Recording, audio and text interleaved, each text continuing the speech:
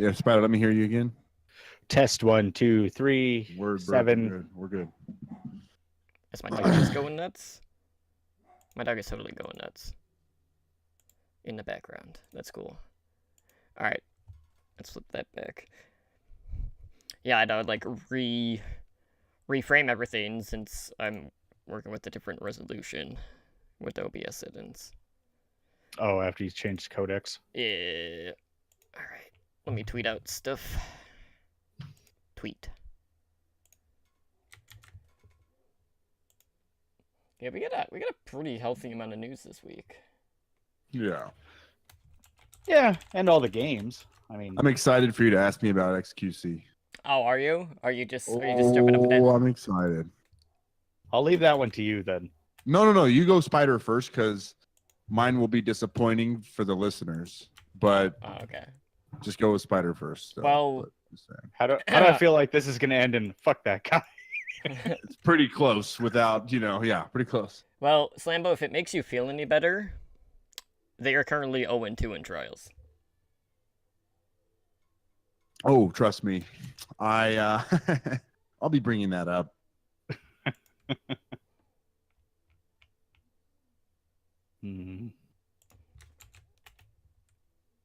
Let's see. Post there.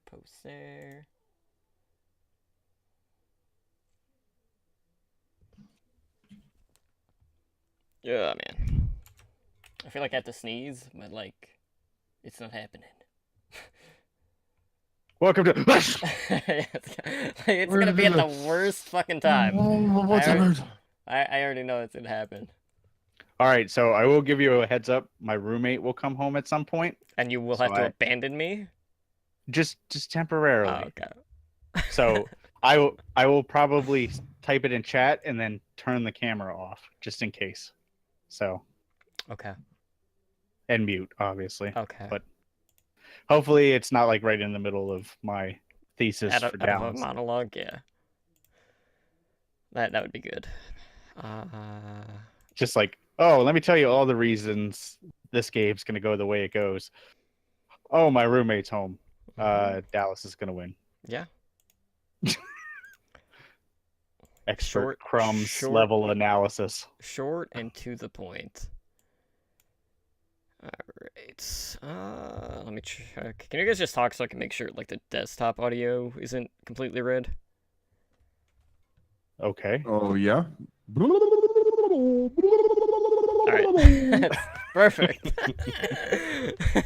I mean, that's one way to do it. Have you guys played any Realm Reborn? Wait, sorry, god dang it. Realm Royale. Realm Reborn is the Final Fantasy expansion. I played 4 games yesterday. What? It's amazing. Is that the one where you choose your class and it's a battle royale? Yes. It's Fortnite, but more like a WoW arena. It's from Hi-Rez. They did Paladins. And Smite, right? It's playable. Yeah. I'll check it out. Basically, you have a class, and then you only have, 2 weapon slots, you have, 4 armor slots, and then you also have, ability slots, so you can get, cards just like you would in Paladins, to, improve your abilities. And then you can, swap them around as you acquire them. Hi-Rez loves those fucking card systems, man. Yeah. I mean, it's kind of what they're known for. Alright. I should be all good if you guys are. We can get the show Let's do it. Let's do it. Go, baby. All right, yeah, it's late enough. I'm going to San Diego tomorrow. Let's go. Yeah, I gotta go to bed. Let's go before Slambo crashes. All right, let's do this, guys. Start in now. You are listening to the Overwatch League Network, the podcast with Deadeye on all the Overwatch League news and information. The show with Tactical Visor on the statistics and analysis. Here are your hosts, Totally Drunk, Spider, and Slambo.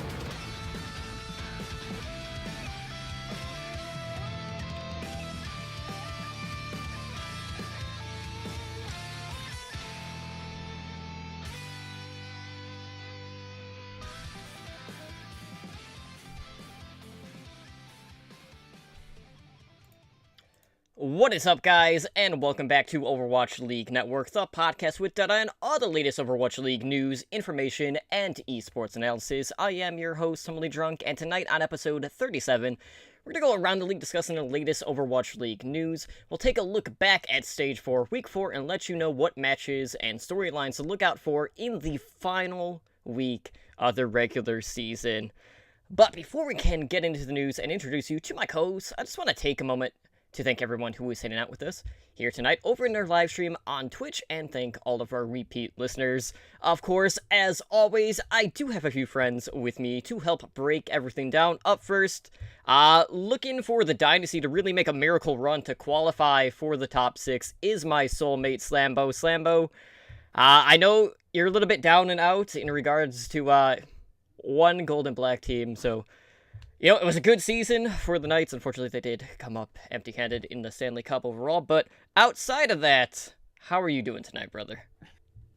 Oh, what's up, nerds? You know what I mean? Just kind of like you said, a bummer week for the Knights. So what's up, nerds? It was a little bit of a bummer week, but not too much of a bummer. I definitely, both my gold and black teams, not looking too strong this week. And for the Soul, not this whole stage.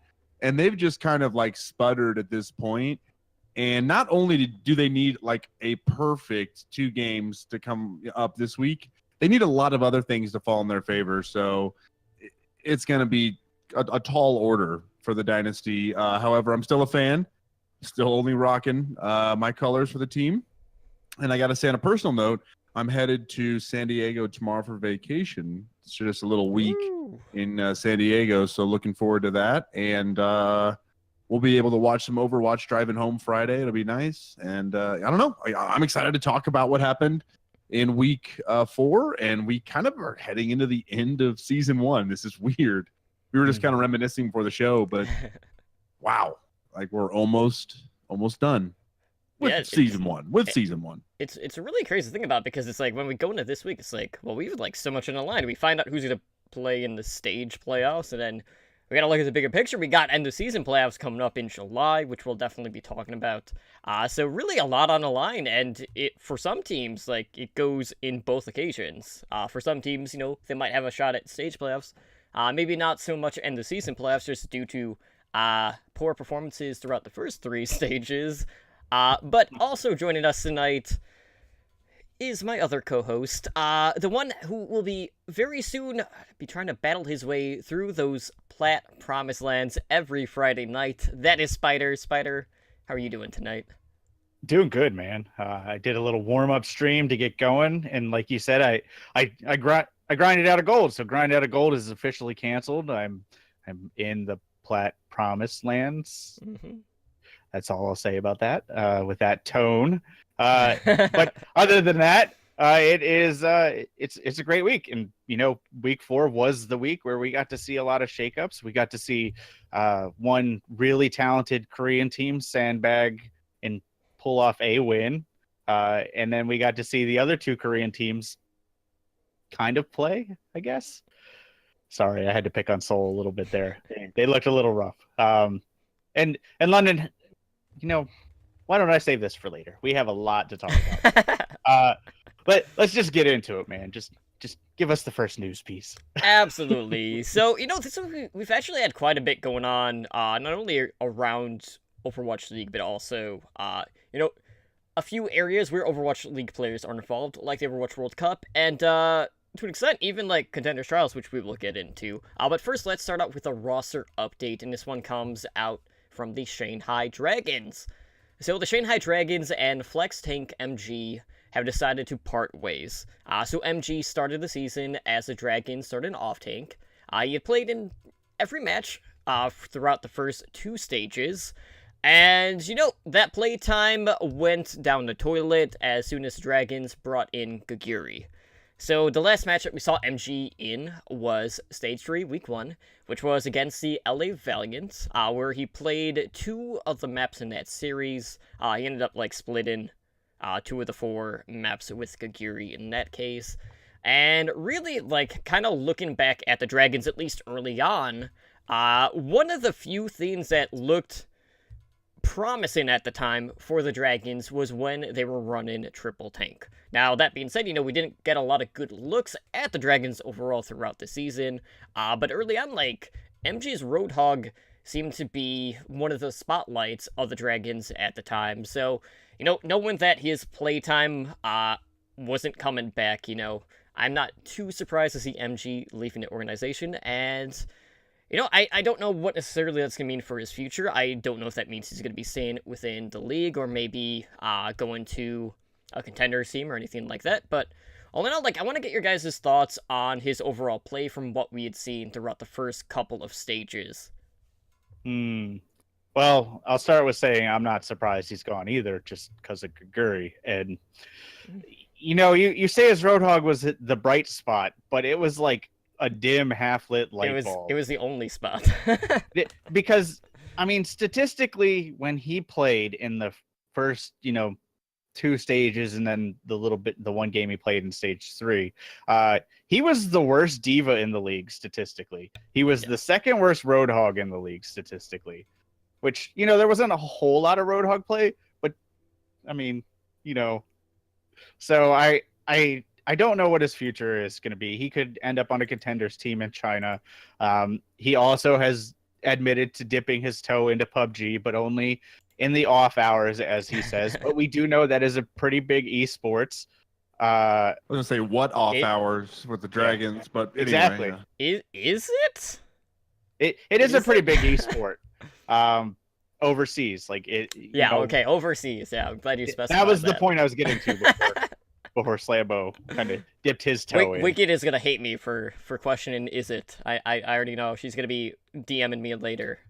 But yes, it is a big esport overseas, so he may end up there. Who knows? I feel like what you said with his Roadhog, he did show potential that he could play a Roadhog, but that's not enough anymore. You can't just play a Roadhog. You can't even just play a Tracer, who traditionally you could get away with just playing a Tracer. So I don't know. I don't think we'll see him in the Overwatch League again for any measurable amount of time. Maybe stage 3 if he turns things around in a huge way. He's not Overwatch League material. He's not good. I don't want any part of him. That was pretty good. I don't know why I had to bring that particular impression to the table right now. I just really don't know what to add. In all seriousness, there's not really much else to say. I feel like this is the first of many, not just from the Shanghai roster in particular, but from the Overwatch League. I think we're going to see a trimming of the fat coming. Usually people wait till the end of the season, so it's give it a week, give it a couple more days. Come on, man.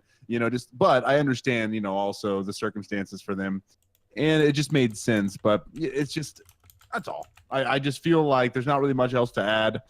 I'm not surprised. I can't really come to MG's defense here. Not enough in the toolkit to really be relevant, and kind of looking forward to seeing his PUBG career. Definitely, 100%. So, on that note, Slambo, do you feel like there's going to be a Black Monday where all of the teams just release everyone around the same time? I don't know if the teams will coordinate. They're all ran by such different franchises with different schedules, different time zones. It's not necessarily kind of structured at this point like the NFL is when it comes to that, where everything is kind of on the same terrestrial plane, especially with an international league like we have. So, no. I don't think that it'll be unified, but I believe we'll have a 2-week, 3-week span where most of the show that we're going to cover is going to be who got cut this week and who got signed. It's going to be that transfer of the old guard to the new guard. Absolutely. Yeah, that's what I'm hoping for. I hope they spread it out so it gives us a bunch of stuff to talk about. Me, storylines, narratives. It's all it's going to be. It's this. These people are coming up, and these people are going down, and these players quit. These players went to this game, and these players are going down to a contenders team to try to get their way back to the top. That's what I'm talking about. That's what we waited for. Yeah, I'm hoping it is spread out because, I don't know if you guys listened to Heroes Never Die last week, but we had to cut content because we were already at 240, and we hadn't even touched the Overwatch League results and takeaways and previews. I'm still listening to it. It was okay, we have all of this information, and then they dumped it right on you. It was it was like hectic. The Infinity War of H&D episodes. 2 hours and 40 minutes, and by the end, both of you were drifting away. So Yeah, it was a long night, but moving on, guys. Shifting back to the Overwatch League, we actually finally somewhat have Overwatch League stats. I say somewhat because technically it's not full stats. It's more like we have like stage 4 stats, and that's gonna suffice for now. Like we'll have more stuff coming, but this will just like whet the appetite basically. So if you go on the Overwatch League website now, that stats tab that had been grayed out for the past like not 18 weeks at that point, at least in terms of gameplay. It's actually, you can click on it now, it actually goes somewhere, and we got averages per 10 minutes, at least for stage 4. So the set categories at hand, we have eliminations, hero death, hero damage, and healing. So really not like a whole lot of variety in that regard. But you can also sort the stats by the team. You can sort it from like highest to lowest. You can even like click on a player name, and that will bring you to their player page, which has a little bit more detailed personal stats overall. So, Spider, as someone that likes to dive more into stats, probably more so than Slambo and I, where do you think from this point we are going to go with in terms of the information that we're given with the stats? I hope this is just the beginning. I hope they plan to expand it, because this is like the barest of bare bone stats. Right. It is cool to have an official source at this point. So we do get to see some official numbers. So I did like some things on there, but the fact that there's no filtering at all. Like you can't filter by playtime, and that Spree currently is the highest damage, and like second in eliminations or second in eliminations per 10 is crazy, because he basically plays one map, and it's like the best Zarya map. It's King's Row, by the way. Right. So exactly. So no wonder his numbers look so good. It's the only map he plays, and it's the best Zarya map. Yeah. So they need to put in filtering before they expand the pool. Beyond that, the stats we get to see are cool. We get to see how good Seagull actually really is. Like, he's phenomenal at D.Va. We get to see how much the main supports for New York don't die. I mean, both Arc and Animo are like the lowest. Just to put it in perspective, Custa, who is really well known to be slippery as Mercy on the Valiant, averages one more death per 10 minutes than Arc does, just in stage 4. So I have to clarify that. But it's cool. I like it for what it is, but for people who really want to dive into the stats, really want to go into the numbers, Winston Lab still is the go-to, and you're still kind of at their mercy. Like, I couldn't pull any of the stats for last week because they're not up. So I hope they expand on it in season 2, and I'm sure they want to. It seems like, from what we've heard from like Monty and Doa and all the analysts on the desk and through their Twitter, that they want to expand that. So I feel like that's going to be a big push in season 2. So they got kind of the framework in place now, and it'll expand from there. Absolutely. I'm going to give a scathing indictment real fast, Totem. Okay. And then we can move on, because I don't know how much else to add. But these are stats that I can understand. That's not good enough for the Overwatch League. You know what I mean? It's essentially, these are numbers basics that I can digest and process. Not good enough. If it's got to be a little more complex than this for it to be worthy of the Overwatch League. So that's the confirmation, Spider, of your point. That's all I'm saying. Yeah, and on that note too, like, I know Over.gg had just launched their stats tab, and I think that was like a week before the Overwatch League stats appeared. So I'm not sure. I haven't really compared like the Winston's lab stats to what's displaying on Over.gg, so I can't really go too much into there. But I know on Over.gg they have like ult usage and ults per 10 minutes as well. So I'm not sure exactly like if that's for like the entire span of the season, but it does seem like that's the case, and I know they got more ways to sort it compared to the bare bones that we currently have on the Overwatch League website. But that being said, let's look at this from another perspective. Going into Season 2, Slambo, you and I are fantasy, football players, right? Do you think for Season 2 we will have Fantasy Overwatch League at the ready on the website? I was kind of kidding, with the stats thing and me being, but that kind of remedial stats that we have today is pretty much akin to what a fantasy sports system is going to calculate, I would assume, for Overwatch League. So this absolutely could be the foundation or the framework of the fantasy league. These could be the categories that are counted, and that's why they're focusing on these simplistic ones at the moment. So, now that you say it, it just kind of hit an aha in my head that I think you're right, is that the writing on the wall says that we're probably going to get some kind of legitimate fantasy system through the OverwatchLeague.com site, through the Overwatch League app. Yeah, because like we knew going into the first season that it was on their radar. We just knew that it wouldn't come in season 1. And we're not quite at season 3 yet when we have home and away and traveling and all of that. So we need a little bit something outside of obviously the expansion teams in regards to have another avenue to really look forward to. And Fantasy Overwatch League could definitely be one of those scenes. And as we noticed, like even throughout this season, we had Winston's Lab kind of doing their fantasy stuff. We've seen a lot of podcasts pop up in regards to Fantasy Overwatch League as well. So I'm sure that if we do get Fantasy Overwatch League on the website, we will see another boom in regards to the content creation side. But it's definitely something I want. And while I haven't really paid too much attention to our Winston's Lab League, a lot of people do seem to be liking it outside of, kind of the shifts that we have seen in regards to the actual website wanting to kind of swap the way that the scoring system works midway through the season a couple of times. But that's besides the point. Getting back on track here, guys, we do have some new merchandise up on the Blizzard Gear Store. So we got some new snapback hats. That is, they basically like feature the team colors and they have like the team names on them. And that will net you $35. It's a pretty decent amount. I mean, it is a Blizzard Gear Store. Prior they had hats that were like black and only had like the team logos. So they're just expanding on the variety. They also have new fitted hats that cost you $40. And then we also have team drinking glasses available for $16. So, more and more like we've seen them adding on to just, overall variety. Anything out of like the new lineup that has really caught your guys' eye that you want to pick up?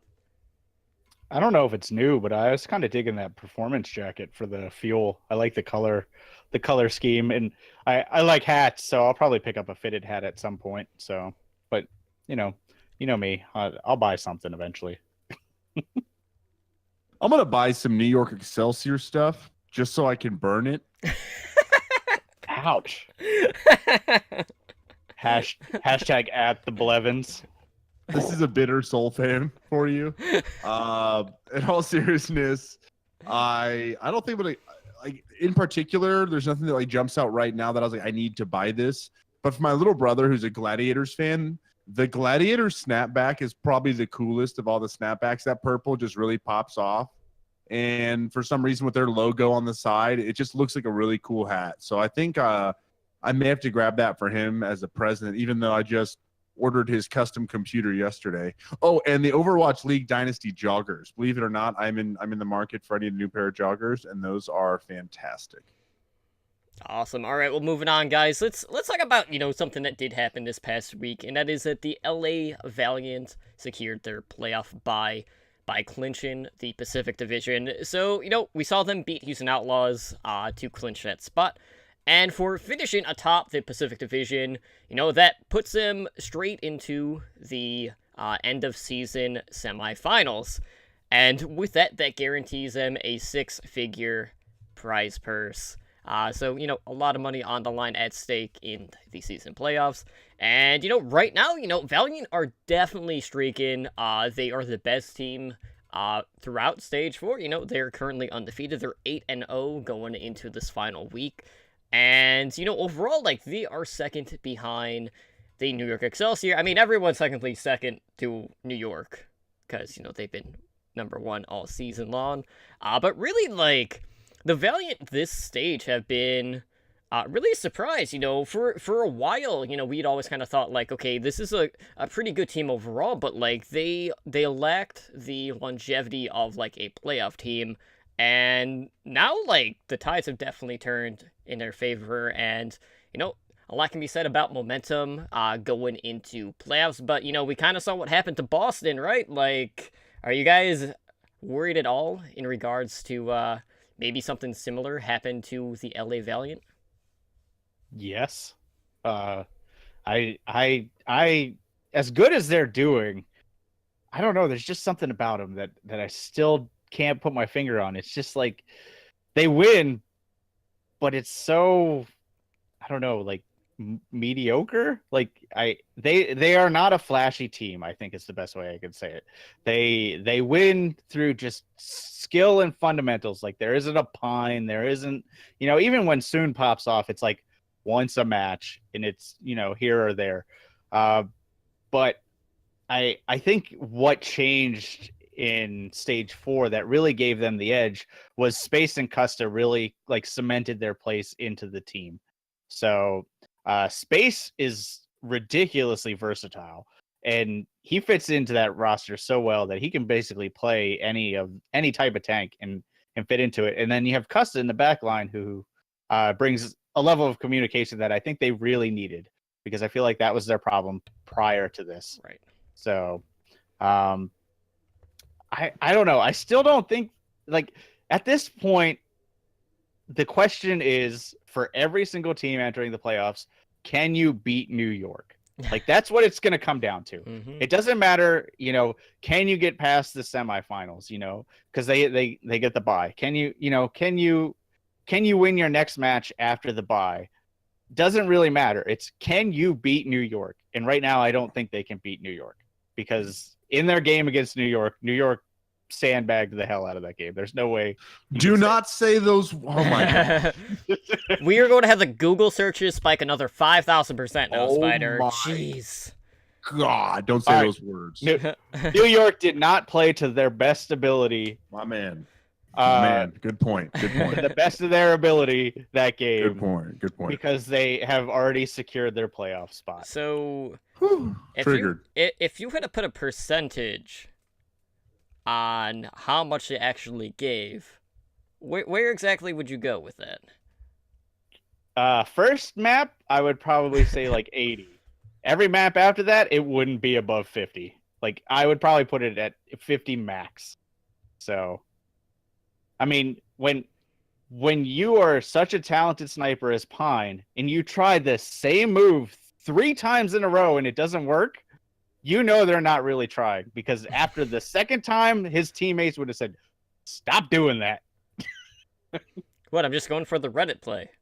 Yeah. It's amazing that we were talking about the Valiant and now we're talking about the Excelsior, but that is the Overwatch League this year, and I think it does come down to the truth, and you're right, that that's all that matters. Who can beat the Excelsior?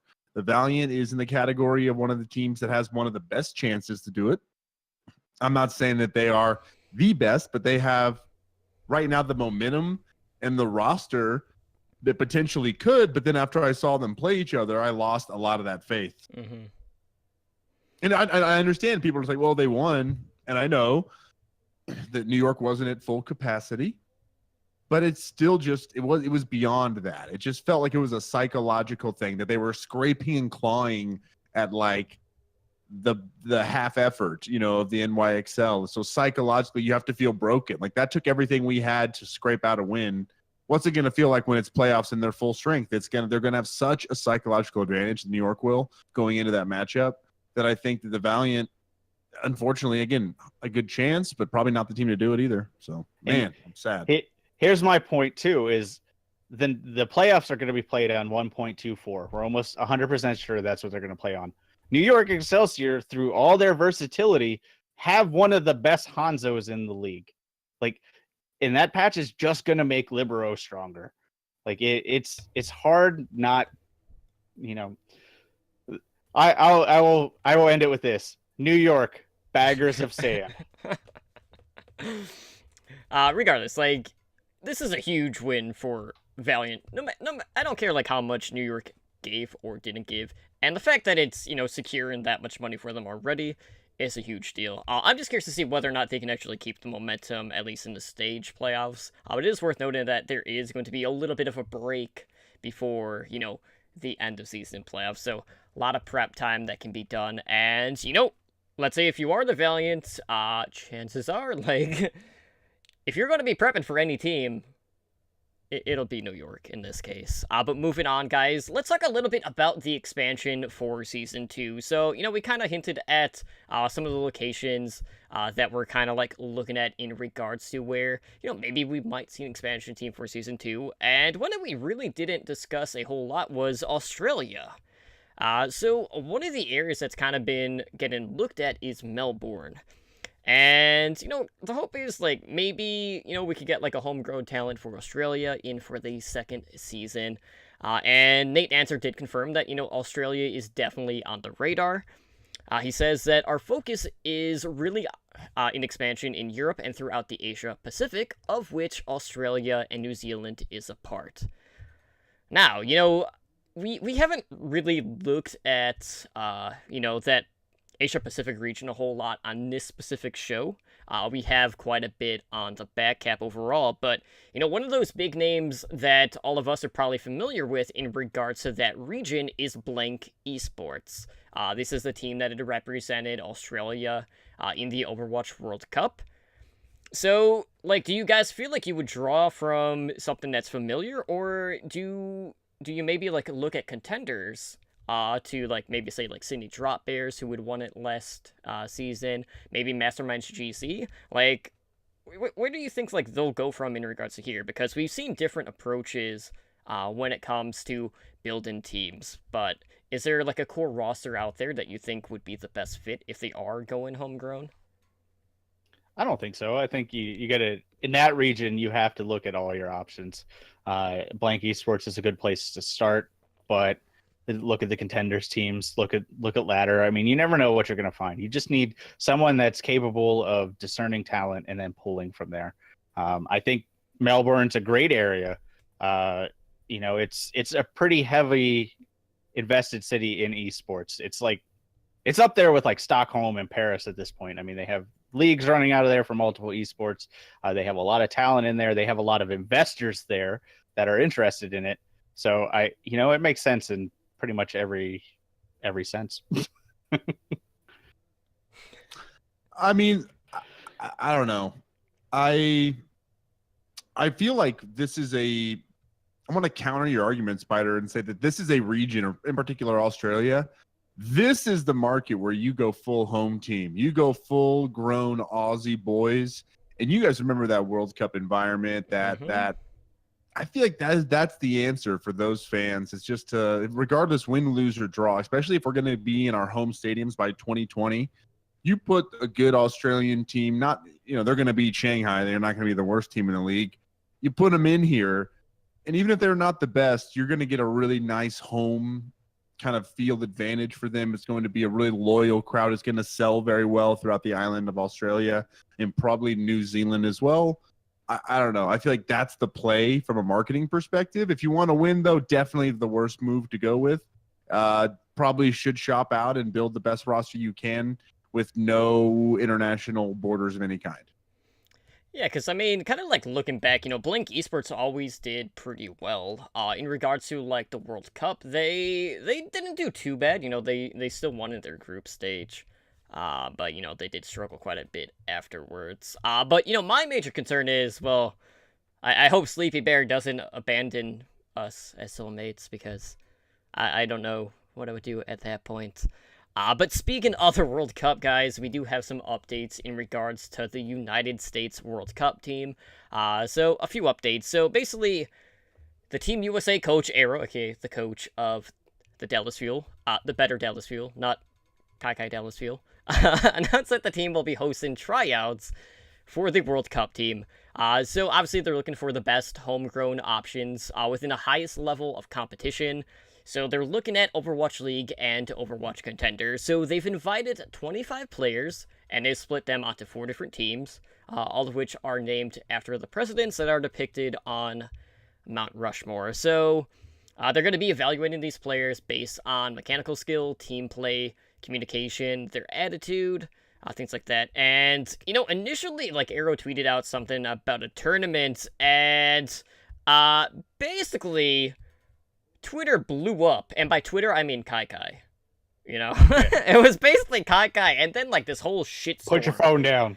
This shitstorm happened, and everyone's like freaking out, being like, "Oh no, what exactly is this gonna mean?" To the point where Arrow had to like step in and clarify on his tweet, saying that I'll address this before misinformation is spread further. No, it's not a tournament. Players are not locked to each team. We'll be mixing to find the best 12 possible. A team being eliminated is an organized way of saying that we are filtering down until we have our final 12 players. And, you know, outside of that, they set up a Twitter account. You can follow them on Twitter, at Twitter, USAOWWC. They also have a Discord set up at discord.gg/TeamUSA. And we do have quite a few confirmed player spots. I haven't looked at the updated list. The last time I looked at it, I know they had at least 18. I know there's been more since. But the last time I looked at it, like, there was a pretty even split in regards to the players, depending on, like, where they were right now. So, at the time, we had, like, 10 Overwatch League players. We had 8 that had been featured in Overwatch Contenders. But really, like, one of the big news is the fact that Jake from the Houston Outlaws actually declined a tryout offer. So, where's Jake going this year if he's not going to be playing for Team USA? He got a citizenship with Japan, and he is going to get them over the hump, and he's going to take Japan all the way to the final. I'd love to see that. Holy cow. Japan Jake, let's go. Hashtag Japan Jake. They were like my favorite team to watch last year. I mean, that's honestly why I brought it up. Is all they were like one amazing DPS player away from making it to the top 8. So Easily. Yeah. I would probably say maybe like a personality, like a desk or analyst or something like that. He does love to talk, as we've been told by him and everyone around him. So I see him fitting into the desk really well. My only concern with this is he would need to slow down. Jake doesn't know how to do that. He, you know, as condescending as that like USA Today interview was with what's her face, Megyn Kelly, he actually did really well in that interview. So I feel like you're right. If he slows down, he would be really good at it. You just need like Golden Boy next to him, like slow down. They just nudge him constantly, yeah, right? Absolutely. So in regards to some of the player names that we do see on this list from the Overwatch League, we have Dante from the Shock, Muma from the Outlaws, we have Sleepy from the Shock. They are all on Theodore. On Thomas, we have Sinatra from the Shock. For the hashtag George Gain, I don't know, why did they come up with a hashtag for George's team? Does anyone know? I guess we'll just never know. Or maybe there actually is a story. If someone knows the story behind it, please let me know.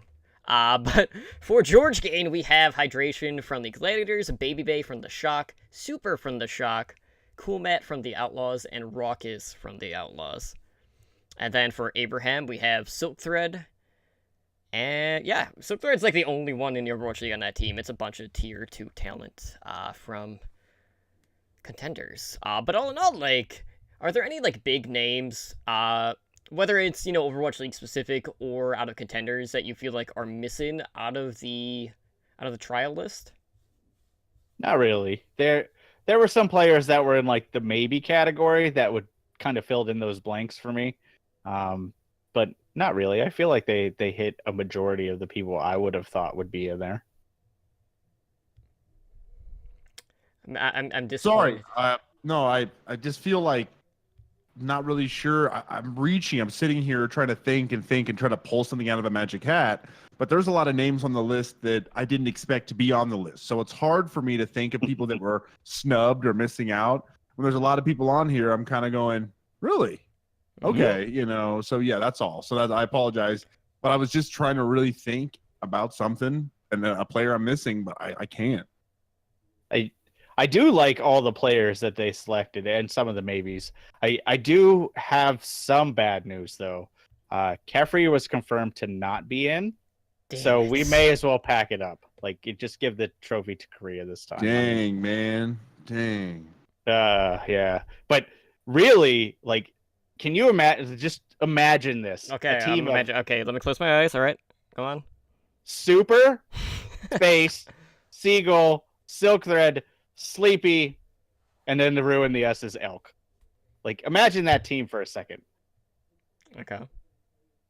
That is a scary team. And they still have subs. Mm-hmm. Sambo, you're muted, buddy. Oh my gosh. I was just trying to say they wouldn't need any subs because none of the subs would have S names and then they wouldn't fit. Yeah. I looked and there really wasn't any like I could have thrown in Sinatra, but he can't play support. You could have said Or me. can he? You could have said me. You don't play support either. You're a DPS player. Hey, he heals Wrong. on Look at my Roadhog. profile. I play everything. I'm a flex player. Yeah, I mean, really, like, out of the confirmed, like, I was shocked that Seagull wasn't confirmed. I think with his flexibility and the fact that we have seen him off tank, we've seen him play flex DPS quite a bit. I'm not sure why he wasn't one of the confirmed. It could be overall. his choice. Like last year, he opted out of it, so Mhm. maybe he just hadn't decided if he wants to, compete in it. I mean, for Thomas definitely needs more players because right now I think they had like 3 or 4 on that list. Right. So he could easily fit into that team, and he would actually be reunited with Gods, which would be really cool. But yeah, that may come down to his decision. So. All right. Well, speaking of players that might see some play in the World Cup, let's kind of shift gears and talk about a little bit of controversy that was happening in Contenders. So we talked about this on the back cap, but recently there's been a team that had won Open Division, had some pretty big upsets throughout the Beat Invitational, and they're currently competing in the Overwatch Pit Championship for North America. And, so basically, there was some account boosting at hand, some bans were given out, in some cases, one of them was withdrawn, for their off-tank, but we actually have a former Overwatch League player that has stepped in to compete in Contenders Trials, that being someone who's no stranger to, some controversy in his own right, that being XQC. So XQC right now is playing... I think you mean T-Mobile MVP XQC. Oh yes, my mistake. the rigged T-Mobile MVP winner, XQC, is playing for GOATS in Contenders Trial, and will be, he's actually been streaming their matches, which I want to take note of. For Contenders Trials, they actually don't stream those matches at all, for the most part. Like, I think some players have the option to stream it, but, like, the rights to stream for Trials is kind of weird, because, like, some regions it's okay, and some regions it's not. But basically, like, Kalush, who is their off-tank, he is ban removed by a Contenders administrator, and is free to play, so he'll be the starting off-tank. But, I thought it was kind of interesting that, XQC, who, did have a falling out with the Overwatch League, decided to help out, this team in particular, and, a lot of it kind of just deals with the fact that, they were kind of in the same boat. It's really, like, a perfect fit, if you think about it, for XQC, because this is a team that is known for being, how should I put this politely? Problems. Yeah, they're problematic, to say the least. But he is playing in Contenders Trials, and I know you both have quite a few thoughts, so I really don't care who starts us off. But I just want to get your thoughts on the fact that XQC is stepping in for, a tier 2 team at this point. All right, I'll So is this like the redemption arc for XQC? Like, is this the typical anime redemption? Yeah, I don't think so. I don't think GOATS is the team to do that on. First of all, just based on everything we've seen from them, in Trials, in general.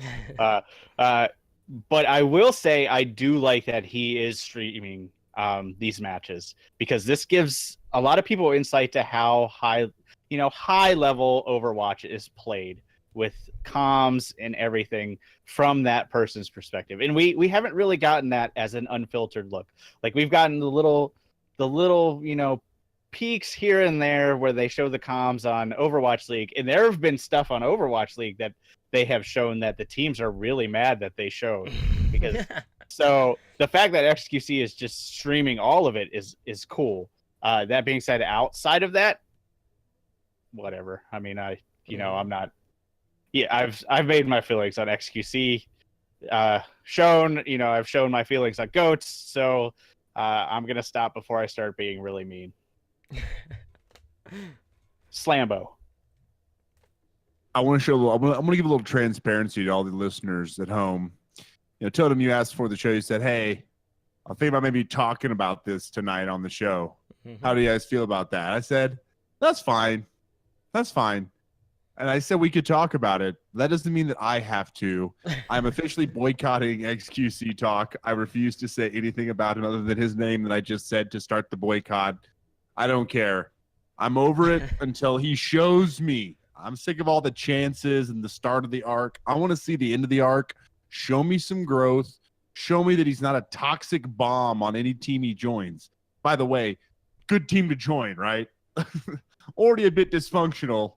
Let's for sure bring XQC into the mix, and the exposure to the match is great, and the exposure to the trials is great. And so thank you for that, Mr. Guy who plays Winston a lot. Other than that, I'm boycotting. I'm done. And just to kind of add a cherry on top, Goats right now in contenders trials, 0-2. I think both did go to a Met 5, but both were losses, so... it was a nice act for him to, step in and help these guys out because they were in a pretty tough spot. But, it's only for trials, so that is worth noting. So it wouldn't go past that if they do advance to contenders. But moving on, guys, really, our power rankings saw next to no shifts overall. So really the only two teams that got swapped in our power rankings from this past week were London Spitfire and Seoul Dynasty. We saw London go up one spot, and Seoul dropped to number 9 overall.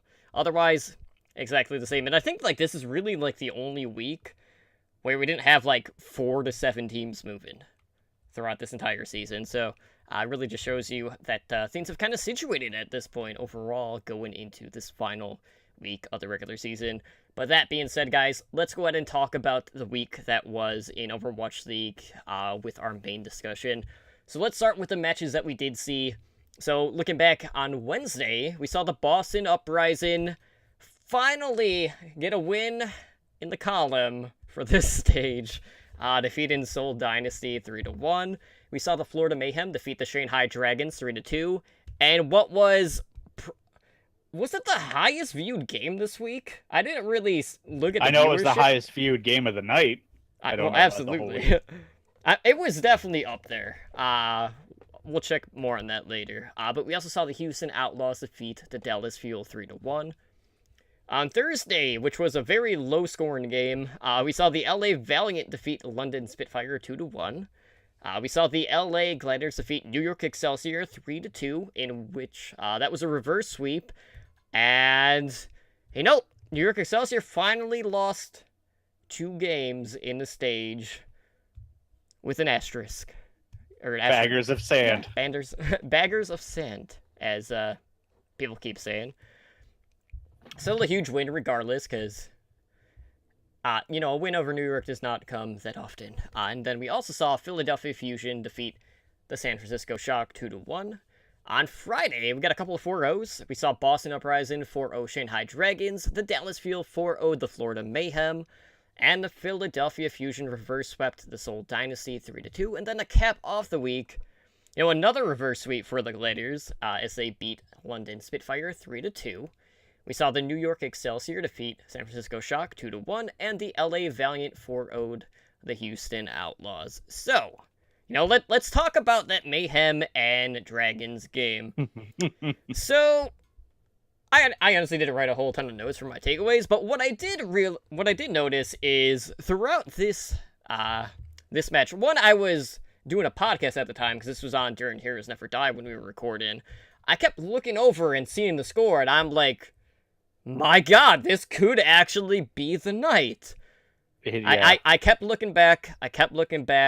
I'm like, okay, we're going to a map 5. They couldn't close it out. And then I felt so deflated after watching that series. Like, I thought that was going to be it.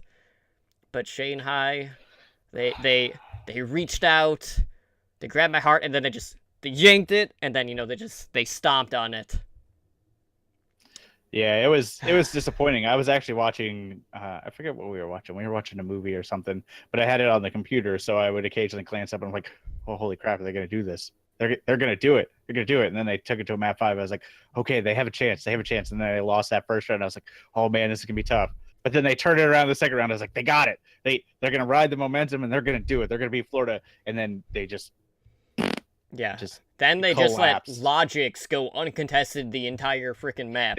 What yeah, the they heck basically was that? They forgot that he was playing apparently, and learned, forgot how to count, that there were only 5 people that they were dealing with.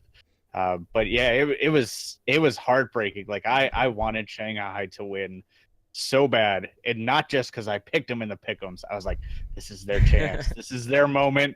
They're gonna do it, But Shanghai are the masters of beating themselves, and that's exactly what happened this time, because all of them were playing phenomenally. Like even their support line was doing really well, which I've never been able to say, like, because they've never been alive long enough for me to discern their level of play. So it was just disappointing, but it was exciting to watch. The fact that the 2 lowest ranked teams are the highest watched match of the night. Absolutely, that's good. That's good Overwatch. I hope we see this level of competition going forward in a much closer confined, level of bracket, not just the bottom 2 teams versus everybody else. Because for the longest time it was Dallas Fuel and Shanghai were the bottom 2 teams. Even though they've kind of had more wins than Florida, there was that period where Florida kind of looked okay. And Shanghai almost beat Dallas during that period. This was the same thing, but I feel like they were much closer this time. So I was disappointed. Yeah, and you can definitely hear it in the casters too. And I know a lot of people, obviously, like, everyone's been tuning in when the Dragons have been playing, hoping that, this would be history in the making. But, more times than not, it still is history, but not for the better reason that we would want. Just because, they keep breaking their own record of the longest losing streak in pro sports history. But, like, what I did realize is, like, as the match kind of progressed and they were on a win condition, when I glanced back over during HND, I saw the viewership like jumped like 24,000 in that span, which I thought was absolutely crazy. So obviously, like, the word got around on social media that Shanghai was on game point essentially. So it's cool to kind of see it kind of like progress as the series went deeper. So it definitely brought a lot of attention. And to your point, Spider, yes, they were the bottom 2 teams, but can you think of any other esport where the bottom 2 teams can be the highest viewed? Like, that's just unheard of. I can't think of any sport in general. Right. Like, yeah, I don't know. It was disappointing. I have some more thoughts about the Dragons that we'll get into a little later. All right, well, shifting gears. My soulmate is not here to talk about this, because he's dealing with some poo. Yes, some baby duty, literally. But the Dynasty actually, they may be walking out of Season 1 without a playoff berth of any kind. But you know what they are walking out with is an entrance theme. They are the first team to have their own entrance theme, and this is from K-pop stars PH1 and Daffy Dior. So the song is called 82, which is South Korea's call-in code number. And the song basically features like Korean beats, but the vocals are in English. So the producer has... I don't even want to bring this up just because of who's involved. But he did produce Justin Bieber's and DJ Khaled's I Am The One, and PH1 who is a rapper in this, is a pretty big up-and-coming rapper in Korea. So, we've seen a ton of different approaches to the entrance game throughout the season. Obviously, the Florida Mayhem were a pretty big driver of that. A pity. Yeah, it's a pity too. It is a pity party. And, Tafik, he was the pity party bus driver in this case. Oh. So, I had to go there. Editor's like probably shouting at me from like behind the scenes just now. But like, really, like this kind of caught me off guard. But like, what it does to it is like it gives them a certain flair for their entrance, right? So like we don't have like an elaborate entrance or like dance choreography or anything like that, or any like coronation like the London Spitfire had. But it does make them stand out, and we did see this on debut during the Dynasties match against the Philadelphia Fusion, which unfortunately resulted in a 3-2 loss. But I'm not gonna really ask like what you thought of the song, just because like everyone can probably listen to it. Music's subjective. It's always subjective, but I just want to get your thoughts on the idea of having specific theme music for the Overwatch League teams. Like, do you feel like this is a route that we're going to see other teams taken in the future? I could definitely see it happening. Like, the word cringy is thrown around a lot, and some of the entrances are pretty cringy.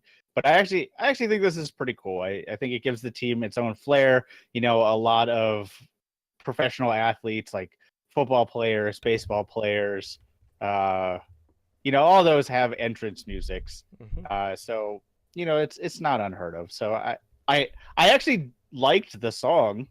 I thought it was good. Like I said, music's subjective.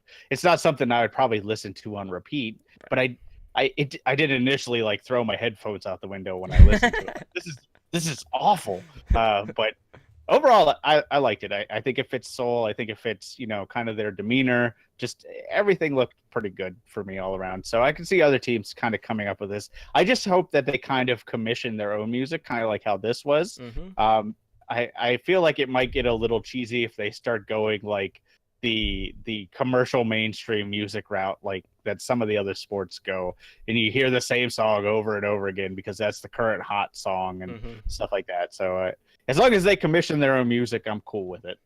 Absolutely. All right, well, let's talk about one of the other LA teams that we didn't get to talk about earlier, and that is the Los Angeles Gladiators. So, this past week you saw them come back from behind, not once but twice, as they pulled off 2 reverse sweeps.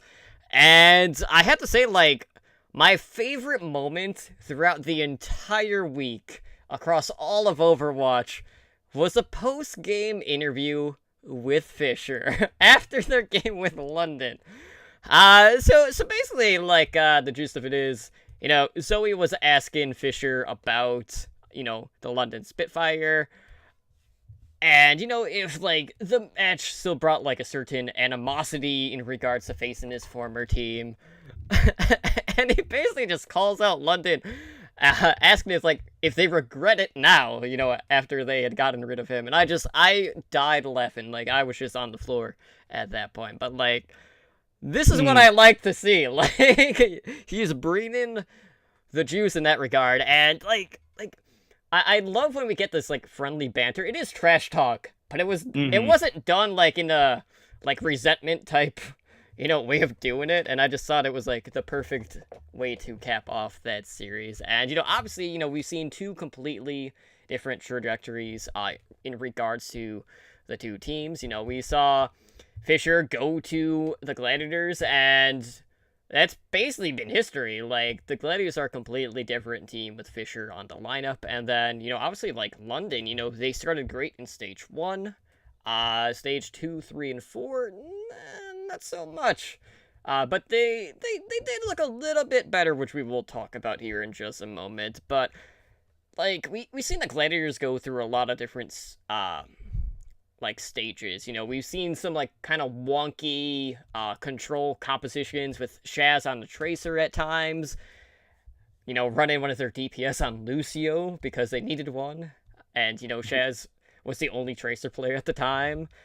We have seen triple DPS quite a bit. We've seen Surefour not have confidence and then suddenly get called out by his teammates specifically Fisher. And that seemed to bring his game up quite a bit. And obviously, we've kind of seen how Surefour has become one of the better Widowmaker duelists in the league. So, it's been an interesting season for the Gladiators, but I just want to get your thoughts on these two series. Obviously, like, the win against New York, obviously we've talked about how New York is kind of, prepping for what is to come, which we will talk about here in just a bit. But London put up a pretty good fight. They started pretty good, and then it just kind of fell out of their fingertips. But, anytime you can come back from the brink, on either side, really, like, it does speak quite a bit about the Gladiators. And, at this point, like, the Gladiators, I want to say they're in second in regard to the stage. They're looking pretty damn good overall. So, where do you think the Gladiators are in regards to the playoffs? Like, do you feel like this is a team that could reach the finals in this case?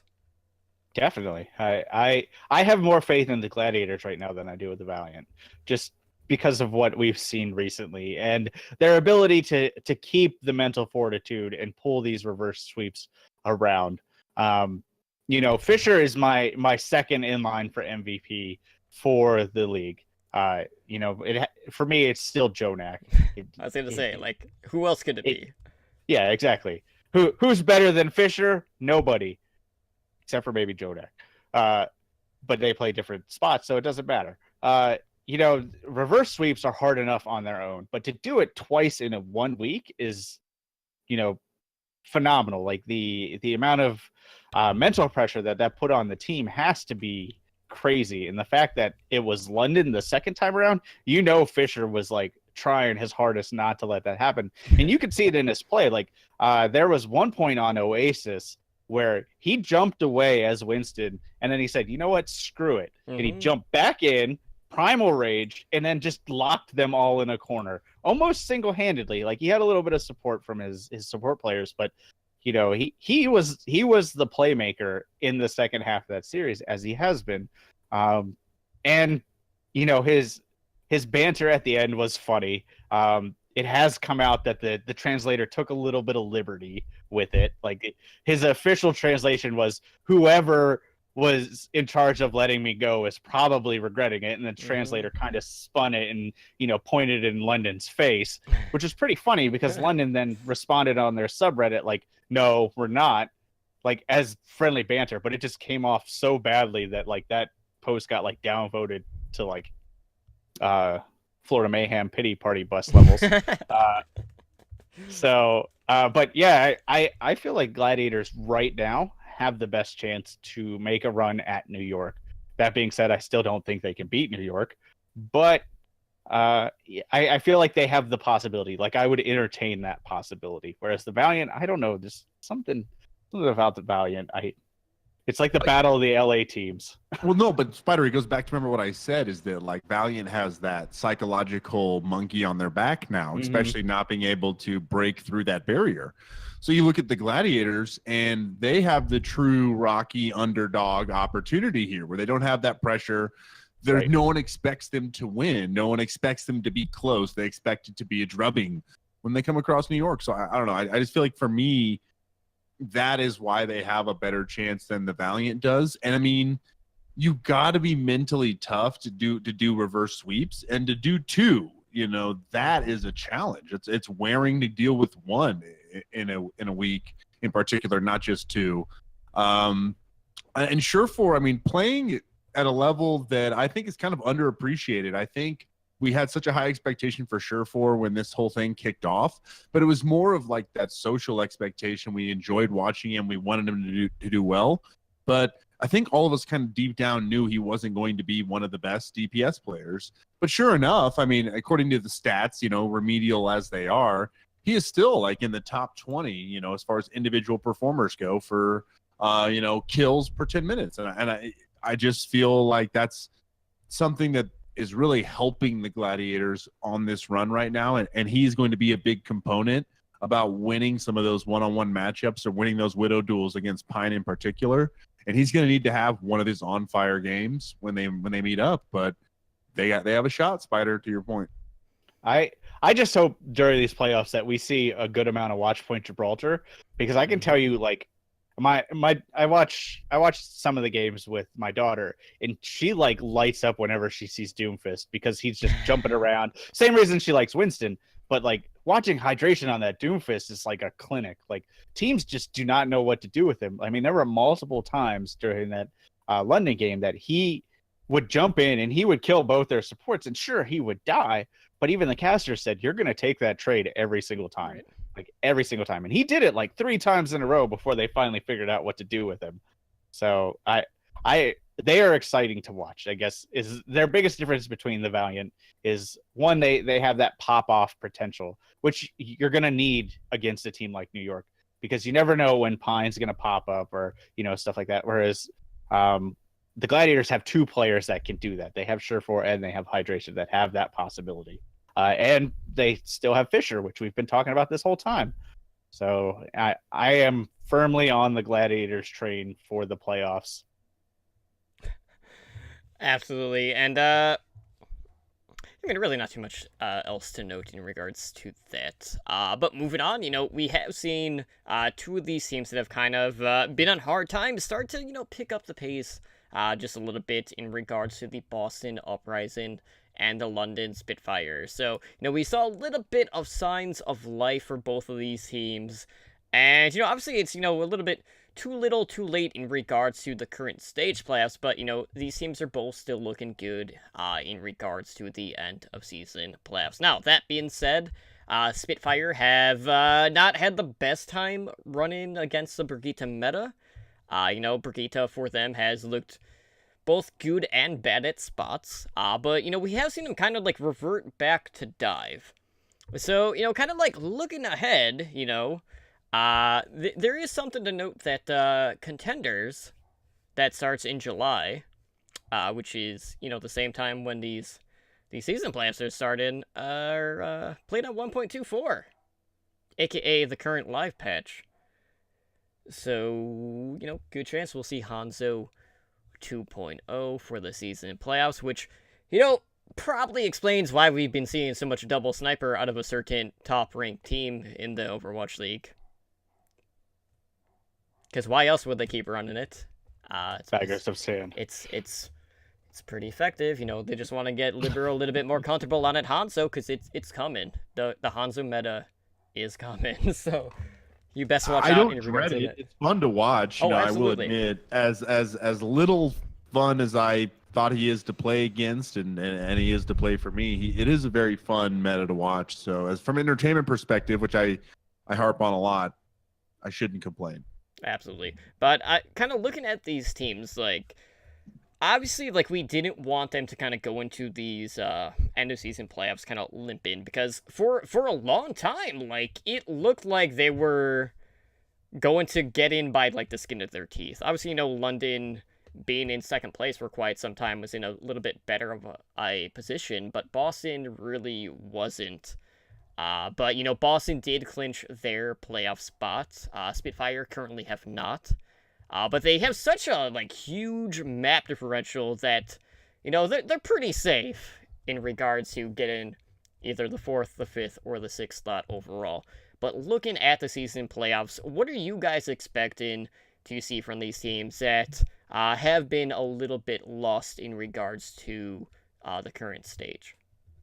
I give London the benefit of the doubt. I feel like they could turn it around and put a respectable showing up. A lot more of maybe stage 1, stage 2 versus, stage 3, stage 4 London. Just, they have a talented roster. They have time to work with it. I feel like they can turn it around, and they have Prophet, who, while they struggle with Brigitte, he has been phenomenal on her. So they just really need to figure out how to click that into place, and they'll be a really scary team. Like, they could honestly be better than Dallas at that comp that Dallas runs. They just need to figure out how to play it, because Prophet, as good as Mickey is, I feel like what we've seen out of Prophet may be a better Brigitte than Mickey. He's not currently, just because Mickey has a team supporting him. Right. And Birdring's kind of come back. Like that was the big difference this week versus previous weeks. Is Birdring, he's over the injury. He kind of started popping off on Widow again, and he really showed that he's kind of returning to that form. They just got to get away from that mentality of this isn't working. Let's revert back to dive. Like they have to get that out of their head. Like that can't be their default go-to anymore, because we see, and this is going to be my point for Boston, but we see teams who do that are struggling now, because as soon as a team does that, it's like, boom, Brigitte from the other team comes out, they run counter dive and they shut it down. Like that's what's happening. Like you can't ignore that at this point. Dive will work for a push or two before they make that swap, but that can't be your contingency plan. That has to be like, okay, this will get us through point B. Like this will get us through this part of the map before they make the swap. And then we have to have a counter plan in place for when they change, and what typically teams are doing is they're running the Pharah after that. They'll go, they'll run an initial strategy, then they'll switch to dive, and then they'll switch to a Pharah strategy, because at that point, time's pretty much run out, and you're limiting the amount of swaps teams can make without really hampering their alt economy. And London has shown that they have the capability to do that. They just got to get past that second step. Like what we saw this week is they made it past that second step. Like they started playing counter comps and stuff like that, and they started to look better along with all that other stuff I mentioned. Whereas Boston has not shown that to me yet. Boston has shown that they're gonna do what they do, and sure they will run Brigitte sometimes, but they rely too heavily on old strategies, and they're not making the individual plays required right now to make those older strategies work. Like mistakes and sorry, go ahead, buddy. My bad. No, go ahead. Mistakes in Striker are not up to the level that they need to be a playoff team. Forgive me, Spider. I apologize. I just was so excited by your point. I think that you're dead on, because what's going to give them that next step for London, and why London is the team to really pick in this conversation, is the fact that they kind of trimmed the fat on May 22nd, and they kind of they demoted a lot of those players to their inactive roster. And we all kind of thought, I wonder if that's going to pay off, if they're going to be able to dedicate more resources to that smaller roster. And I think we started to see the fruits of that this week. I think that's finally where we're seeing a little more play time, a time on the field for these individuals that's going to help them gel and work through this meta a little more.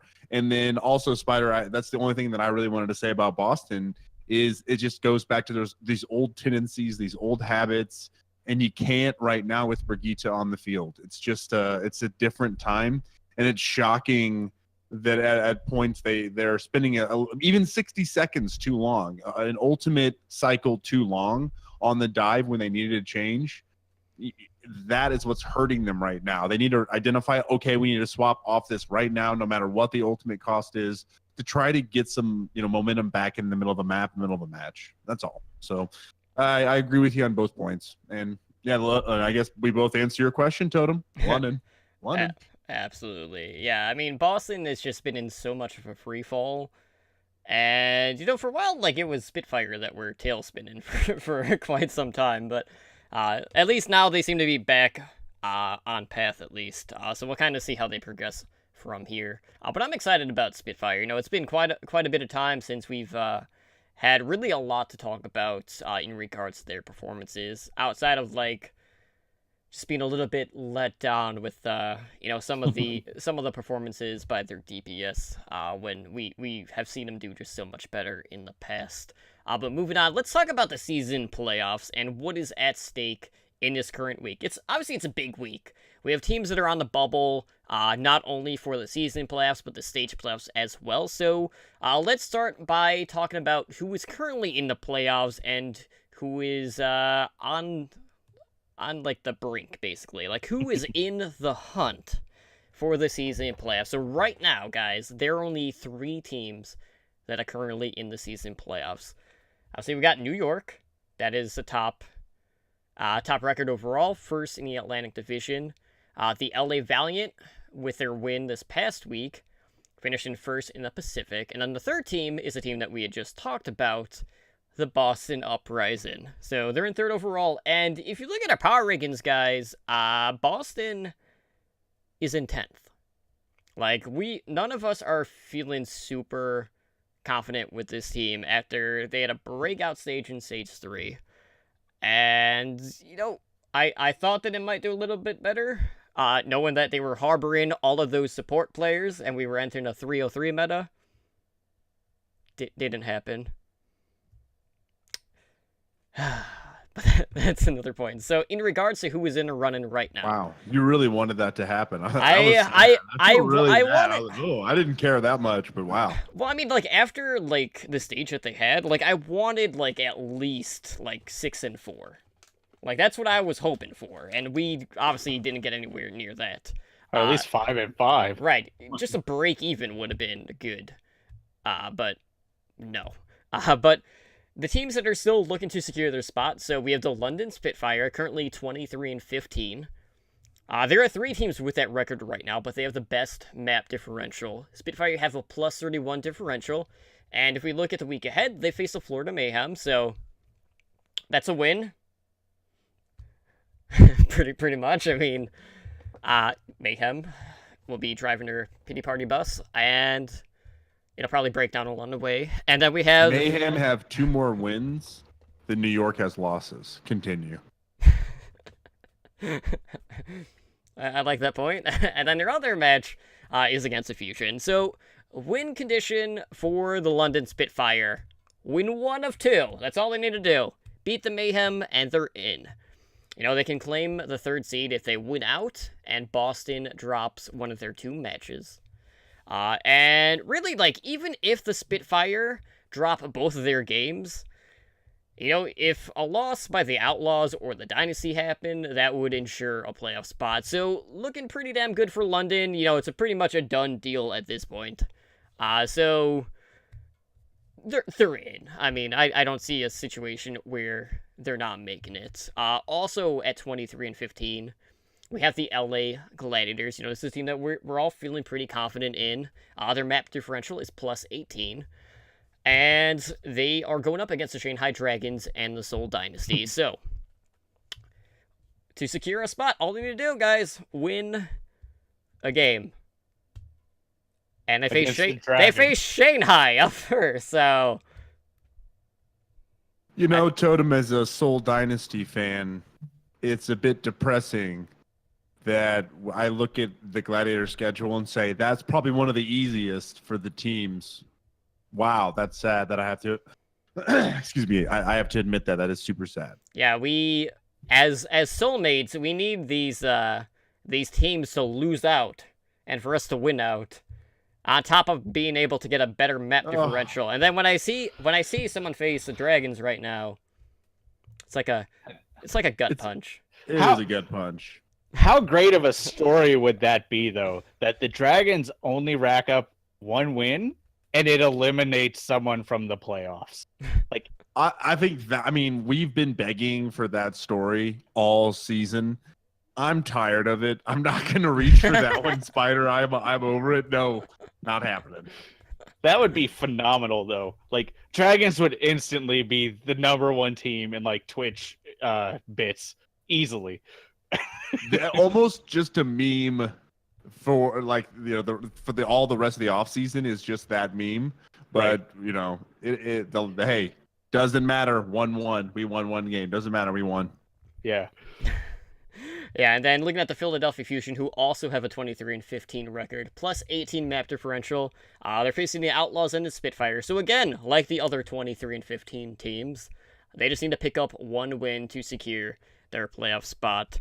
And in regards to the stage playoffs, you know, they just need to win out, and you know, they could potentially pass Dallas in regards to map differential, or they need Dallas to lose. So now we got basically 2 conditions in regards to playoff potential on both fronts for the Fusion. They're really like the only team that has that on the line. So really a lot at stake for Philadelphia.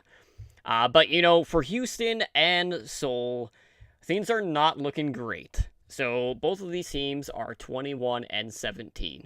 AKA both of these teams need either the Spitfire, the Gladiators, or the Fusion to lose both of their matches. And, you know, looking at these 3, like, the best shot that they have is for Philadelphia to lose. Like, out of all of the schedules Like, in regards to, like, who else they're playing, like, I feel like Philadelphia has the strongest, opponents. But it's not going to come easy. And, Outlaws also had the stage playoffs on the line here. They need to win out and also get past the fuel on maps or hope for a fuel loss overall. And then for the Dynasty, it keeps getting piled on. They need to win out. They need to have those 2 losses for one of these 23 win teams on top of needing to get a better map differential. So really, like, if you're the Dynasty, you need to win both of these matches, and you face the Dallas Fuel, who have looked pretty damn good this stage. You face the LA Gladiators, who also looking really strong, and you really need at least +6, +7, +8 in regards to the map differential for this week. It's not looking too good overall. So that being said, guys, looking at these teams, like, how much would you bank on Houston or Seoul at this point, knowing that you need these really good playoff teams to lose out on top of needing these other win conditions? If I was a betting man, I would not bet on them, because I'm not. Like, Houston, I would have given the benefit of the doubt, like with Philly's schedule and all of that, until you realize that their second opponent is New York Excelsior. And regardless of how much bags of sand they bring, I feel like Houston cannot compete with them right now. So I feel like what we see at the top of the leaderboard for the season is what we're going to get. We're going to get London, Boston, and Gladiators, and maybe the Fusion. So, yeah, right. London, Gladiators, Fusion. That's what I meant to say. Boston's already in there. Yeah, I don't think there's much hope, Totem, for the Seoul Dynasty or the Houston Outlaws. I don't feel like I think it's a better story. It's more interesting if something happens, some kind of colossal downfall of the Fusion or the Gladiators or something, that at least shake things up enough in the overall standings at the end of stage playoff or end of season playoffs are impacted heavily. That would be a little more interesting. But honestly, at this point, I feel like I would rather see the teams that have the better record that don't back into the season playoffs in there. I want to see the best 6 teams for the watchability of the league. I just feel like when people tune in, it's cool to have the underdog there, but I think statistically speaking, the underdogs do not have a high win rate. That's why the underdog stories are very popular, because they are so rare. So most of the time, those teams are just cannon fodder for the rest of the league. I'd really much rather see a team that's high on momentum, high on synergy at this point, and go into those playoffs and have a better chance to actually win. That's more interesting.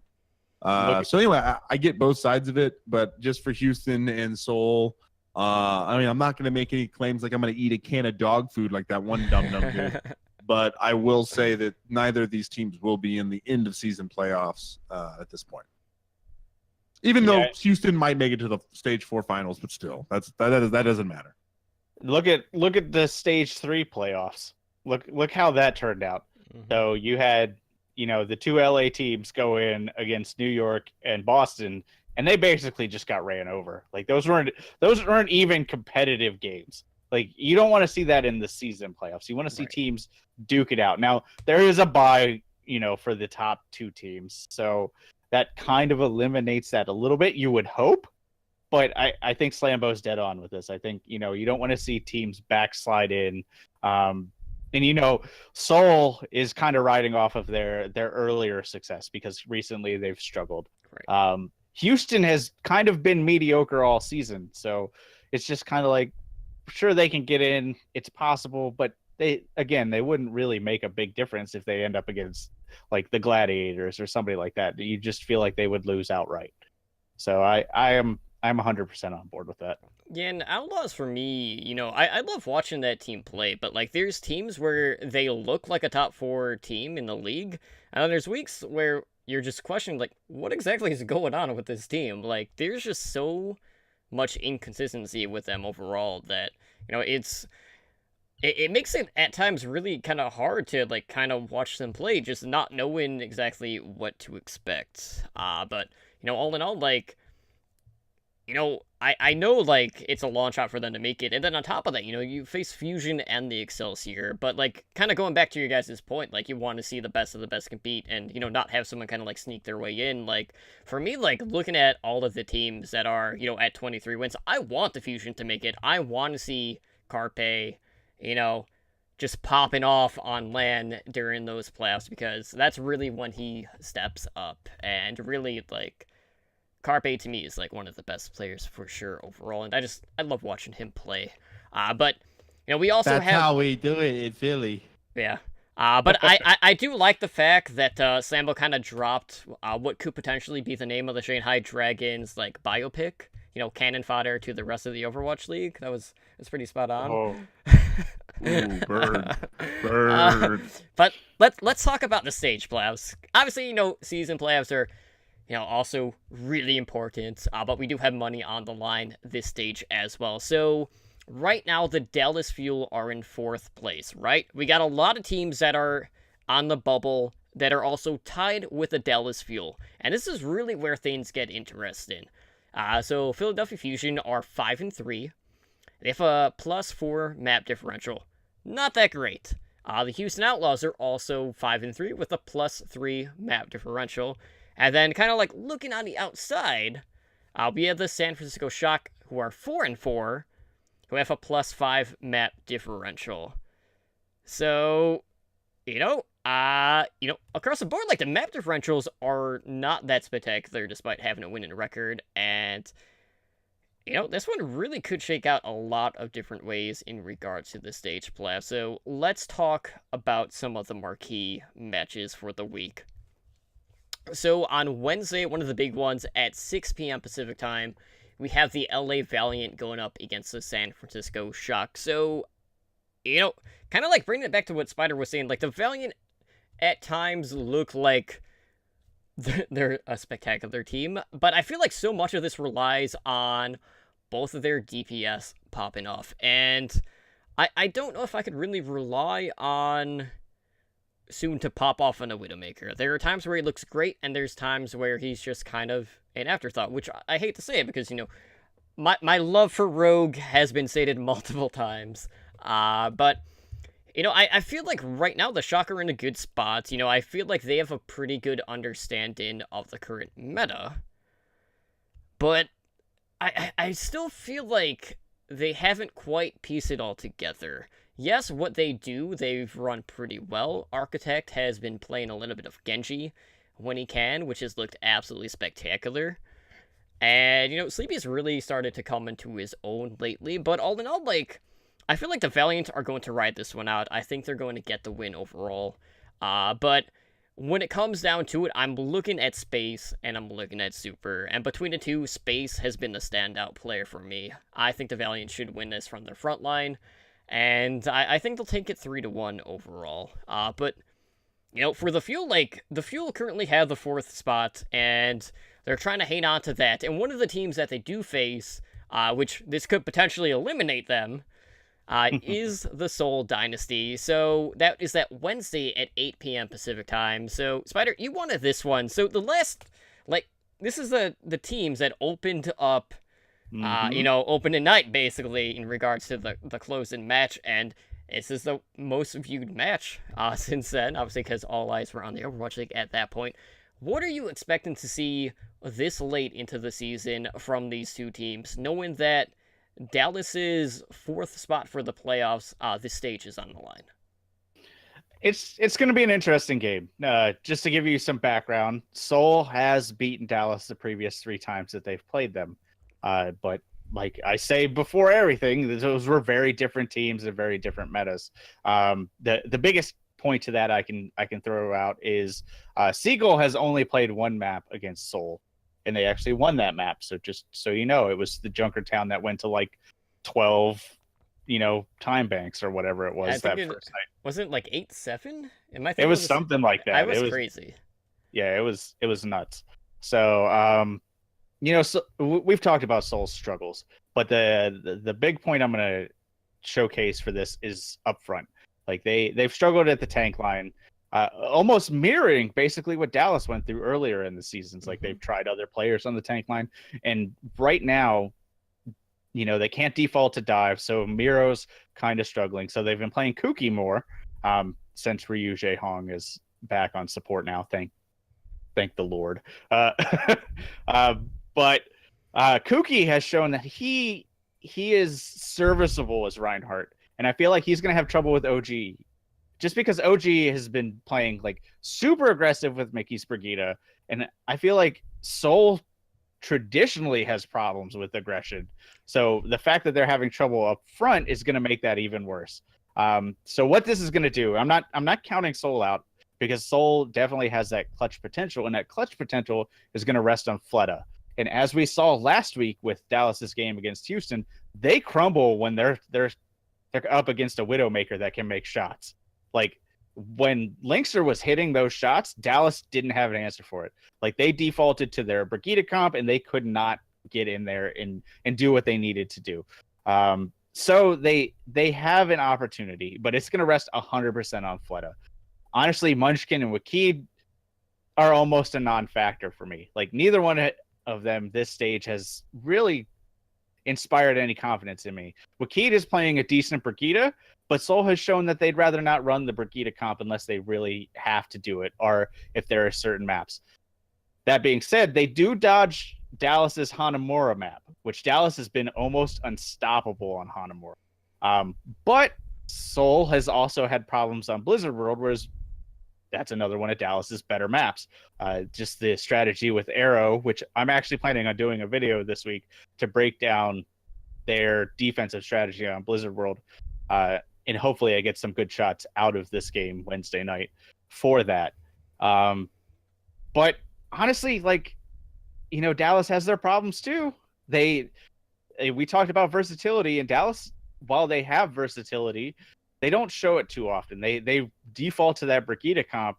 So if Fleta can, either win out the Widow duel or pull out his Pharah and keep them in check, they have a good chance of winning, because as hit or miss as Taimu is, and AKM is middle of the road at best, they like I said, it's going to come down to Fleta. So I hope Dallas wins, because then I can hang it over your guys' head that Dallas has made a playoffs and Seoul hasn't. Right. But I think it's going to be a close match. I am going to say 3-1 Dallas, just because of how both teams have looked recently.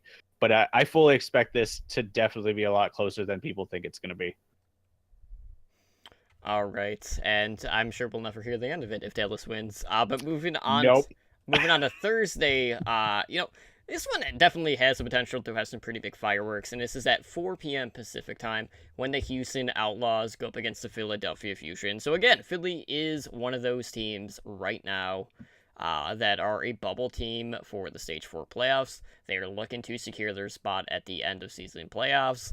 And, kind of like in the middle of this stage slam, but we saw Philadelphia kind of like hit a rough patch, and then we start to see them gain a little bit of that confidence back with their performances here in this last week. And, Outlaws kind of a little bit of give, a little bit of take. I really don't know what to expect from this team anymore, but what are you looking out for in regards to this specific matchup?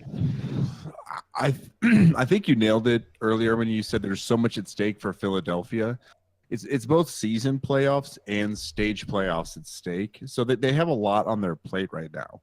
And I think that their matchups are really, really tough. And I think that they probably, if I'm looking at both the shots, they have a better shot, I think, against Houston here in this matchup as opposed to against London. I think they have a shot against both teams. I think they very well could beat both.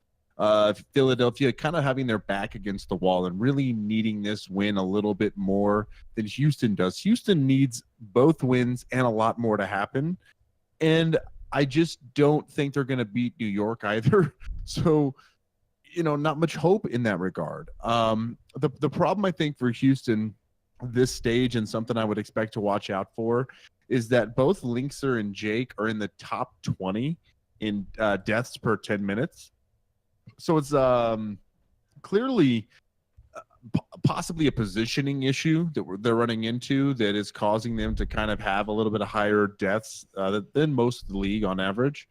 And that's something I think that has kind of cost them at least a few maps. They used to kind of notoriously play teams super close, even if they were the underdog in a matchup. I distinctly remember them like making it 2-3 all the time against teams they shouldn't have.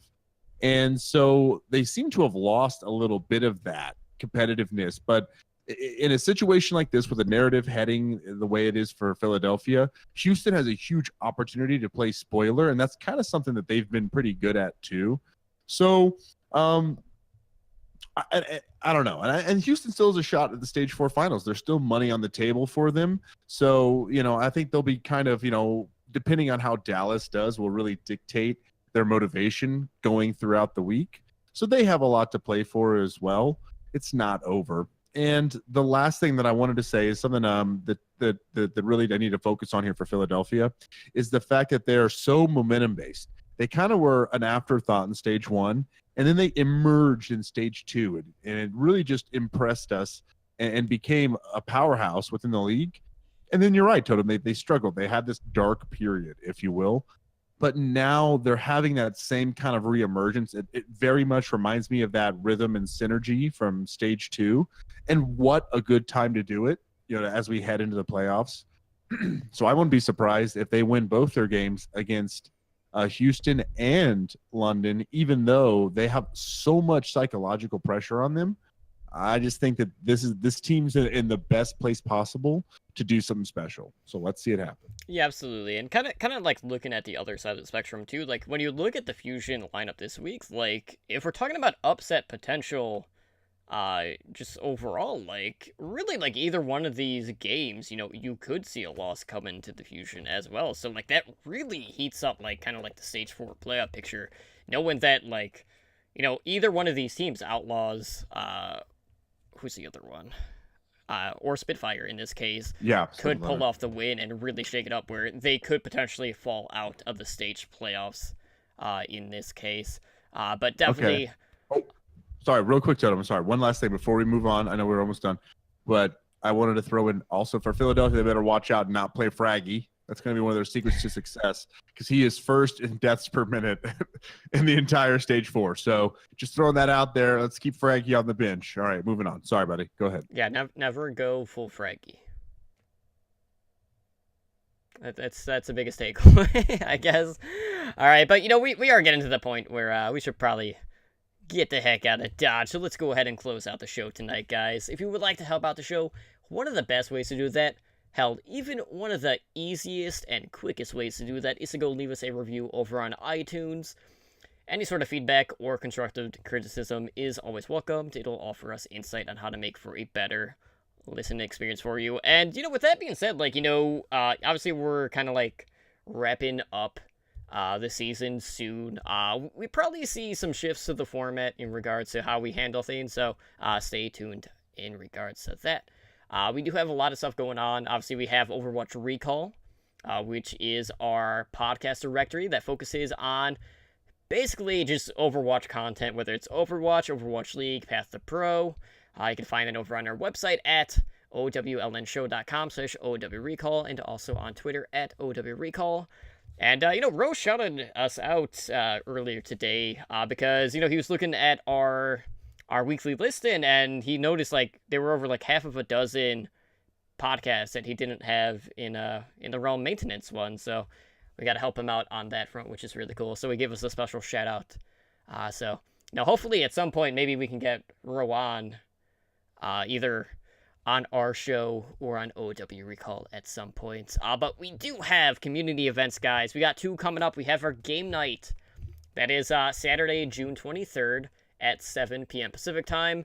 So, fun, competitive, custom games. We'll stream all our matches live on our Twitch channel. Adonar can have nightmares for days, depending on what Widow and Hanzo's he goes up against. And yeah, I'll be streaming that. We also have our 3v3 Lockout Elimination Tournament, which is our first tournament that we're hosting. That will be on June 30th, starting at 6 p.m. Pacific time, casted by myself and my soulmate Slambo and we'll be having some giveaways for that. Sign up at challenge.com/OWLN. So grab a few friends, sign up, register, and we hope to see you guys there. And of course, like, if you need help getting signed up for the tournament, just reach out. But Spider, why don't you go ahead and let everyone know where they can get a hold of us over on the interwebs? Sure thing. You can email the show at contact@owlnshow.com. We're on Twitter and Instagram at owlnshow. We have our website, www.owlnshow.com. You can find our YouTube channel by searching Overwatch League Network on YouTube. We put out 2 videos last week covering the Symmetra rework and the Horizon Lunar Colony rework. Be sure to check those out. They're both actually pretty good. I liked them. I mean, I made them, so of course I would like them. But Totem and Editar helped out with those. You can join our Discord, join the conversation at discord.me/OWLN show. If you're listening to our audio, you can watch us on twitch.tv. We are here 4 to 5 nights a week, typically. We have 3 main shows. This is our core show. It's Mondays at 7 p.m. PDT. It is Overwatch League Network. It is the core Overwatch League show. We have our Wednesday show. It's 5 p.m. PDT, which is our variety Overwatch show, which is Heroes Never Die. Like you heard, they ran a marathon last week, so I expect this week's show to be a little bit more condensed than their 3-hour Infinity War last week. We also have our Tier 2 Contenders Path to Pro show, the Backcap, Thursdays at 7 p.m. PDT. You'll definitely want to be sure to check that one out because there is still a whole lot of Contenders action going on. If you want to find me on Twitter, I am at SpiderGD, and I typically stream Friday nights, here on our Twitch channel. I'm doing Grind Out of Gold, which is now Suffer Through Plat. Absolutely. That's as someone that's been in Plat probably like every season at this point. Yeah, I know exactly how that feels. I've already done it once. I'm dreading doing it again. It definitely is brutal. As for myself, Tumbly Drunk, you can find me on Twitter at TumblyDrunkCTR, and I do stream here 3 nights a week for our podcast, and also on Saturdays at 7:30 PDT. But Slambo, my soulmate, where can our listeners get a hold of you over on the social media? Just hit me up on Twitter at SlamboVerwatch, twitch.tv/Slambo. I apologize. I hit like an adult parenting wall. I'm running on low sleep, and I just hit a wall like right near the end of the show. So I apologize. My energy level was down. I love you guys. I'm sorry. It's all good, man. All right, I'm gonna go to sleep now. You do that. Yeah, exactly. As Slambo gets knocked out here, that is going to do it for us here tonight on Overwatch League Network. Again, this has been episode 37. I'm Tumbly Drunk, joined by my soulmate, Slambo, and a person trying to get out of Plat Promised Lands. Probably to no avail. It's Spider. Pity party bus. Yes. Driving myself out of there. You just hook right the whole time, and eventually you'll end up where you started. Which is accurate for Plat. But we will see you guys back next week, guys. Have a good night. Thank you for listening to the Overwatch League Network. Be sure to follow the show on Twitter at OWLN Show. The theme music for OWLN is the main theme and victory theme guitar remix by Michael Mack.